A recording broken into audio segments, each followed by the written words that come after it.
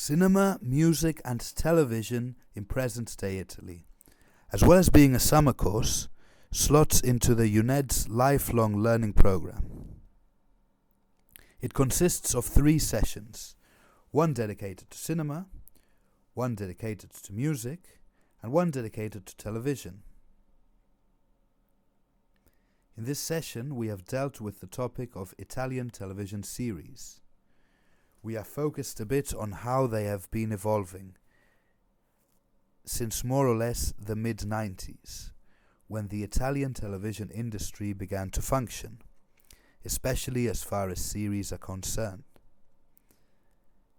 Because before that it was very poor and practically did not produce anything, and we have reached these last few years, which are the crisis years, in which fiction, referring to Italian series, has been very modified and very reduced at all levels.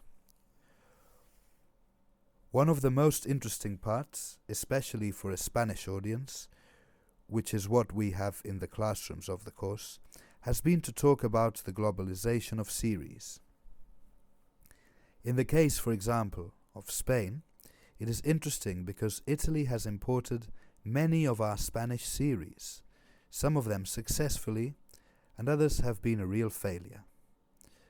But, for example, the case of The Serranos, or Family Doctor, or, for example, Anna and the Seven, or Tell Me, are very important examples because really they have also been very successful in Italy, and have also served a bit as experience for the Italians, which enabled them to then continue with a type of television series which they practically had no experience, and begin to produce their own series. The case, for example, of a series like Tell Me has transferred to Italy as Raccontami, with the title being practically identical, and the family members as well. The problem they faced was how to adapt what was, for Spain, a very special period of time, and which does not have an equivalent in Italian history. So what they did was go back a bit in time, setting it in the 50s and beginning of the 60s, which were the years of the Italian boom, and which do provide more special characteristics. The case of The Serranos, which is a contemporary series set in present-day Spain, was easier. The only thing is that the bar, which does not really exist in the same way in Italy, where you can practically spend all day, has been changed for an off-license, which more or less serves the same function. Another aspect of Italian series, which could be interesting for Spain as well, is the case of teletourism, that is, how to use television series for tourist promotion of an area or region. I think that in this sense Italy is a bit more advanced than Spain, and is using many of its important series for publicity purposes. In the case of the area of southern Italy, which is perhaps the area with least tourist promotion, the Commissario Montalbano series has been very interesting because it is set in Sicily. Many Spanish people also follow that series here, and it has attracted a lot of tourism to the area where all the exterior scenes of the series were filmed. In fact, there is certain tourism that focuses on the places where all the scenes of Commissario were filmed. In this summer course I'm going to speak about an Italian artist, a singer called Zucchero. His name is really Adelmo Fornaciari, but everyone has known him as Zucchero since he was still a child. It seems that one of his teachers, one of his maestros, gave him that name. Zucchero is one of the most well-known and well-esteemed singers, both in Italy and in other countries. And he has also played several concerts in Spain. Also, he is extremely prolific because he has produced one record per year and has always done a tour for each record. That obviously started off being more limited to Italy, but as he became more famous, he visited European and American cities as well. He has even made it to Australasia. He started to become known thanks to one of the Sanremo festivals.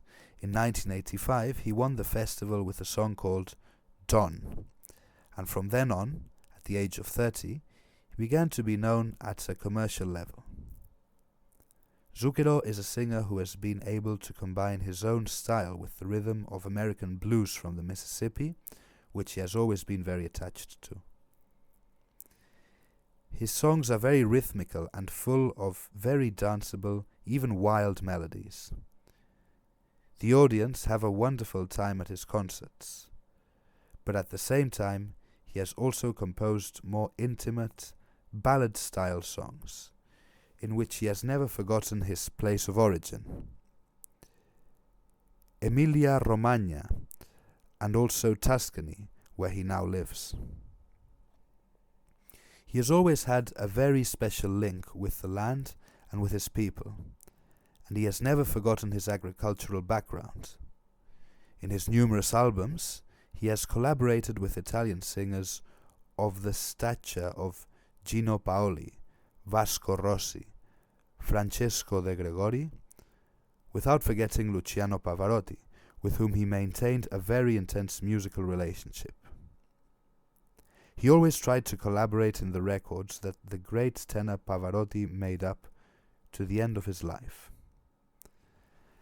As I was saying, he is an artist who is very well beloved by the audience, also because of his pleasant, approachable, earthy character. He also has a very particular physical appearance, always with long hair, and he is almost always seen on stage wearing a hat, sometimes wearing dark glasses, and wearing black clothes, and he always manages to connect very well with the audience. Here in Spain, he has also brought out a record in Spanish. He has done versions of his most popular songs, and has collaborated, for example, in one of them with Rosana. In his texts, he has always been very close to blues, and has also mixed Italian and English words, even mixing Spanish terms as well.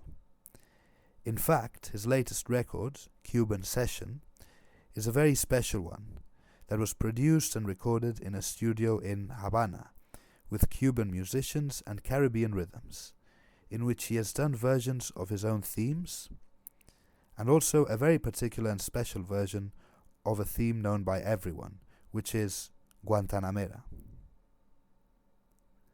That has almost ended up being the symbol of the record. This record had a very special moment, which was the concert in Havana on the 8th of December 2012, a very special concert that he had dreamed about for years and that he offered to the Cuban audience in their honor.